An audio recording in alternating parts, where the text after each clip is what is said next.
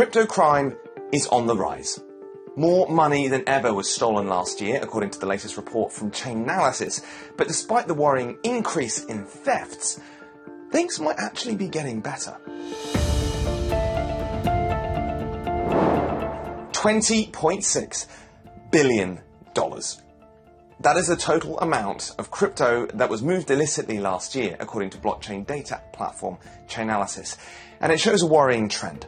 It is a 15% increase from 2021, but even more shockingly, it's a whopping 145% increase over the last 2 years. Now, two things have driven this increase. Firstly, a jump in highly sophisticated crimes like the Axie Infinity Ronin bridge hack. And secondly, more successful, simple scams like phishing. It's made 2022 the worst year on record for crypto crime. Thefts totaled almost $4 billion, with just under $800 million coming in October alone. But Ulysses Delotro from Chainalysis says there's a bigger trend to worry about: money laundering. 8% increase in laundered currency last year. This was mostly driven by exploits in the DeFi space. Just 4 deposits addresses have received a combined $1.1 billion worth of illicit activity, and just 21 deposits accounted for 50% of all funds sent from ransomware. The report is sparking concern in the crypto community. While some have suggested that crypto's increased market capitalization is a key reason for this increases in crime, it is the way in which parts of the ecosystem are being targeted that maybe poses the biggest threat. Centralized exchanges are still being used to essentially cash out the funds that are being generated by illicit activities, and exchanges like Bitrue acknowledge that more needs to be done. You don't want to be bringing illegal funds onto your platform and then allowing people to trade it. So that's a worry, and I think it's something that technically needs to be looked at. We Bitrue need to understand how that works, and we can do better going forward to combat that. But Chainalysis has also found that more illicit funds were sent to DeFi protocols than ever before. That continues a trend that was started in 2020. I think that the usage or the exploits in DeFi are definitely worrying, and they represent the largest part of the illicit activity. DeFi protocols seem to be the preferred target for hackers. They make up 82% of all cryptocurrency stolen last year.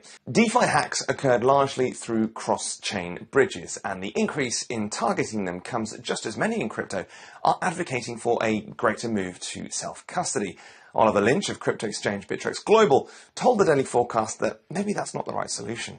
If the lesson that you learned from the FTX scandal and Terra Luna and all the other scandals from last year, if the lessons that you learned is that you should be putting your money in less safe, less regulated places, you've learned the wrong lesson. If we want to encourage mass adoption and we want to encourage people to see the benefits of crypto, presenting them with an exceptionally convoluted series of interlinked DeFi protocols with no guide, no customer support, where if you forget your passwords or, heaven forbid, die, your money might just be gone forever with no mechanisms for redress.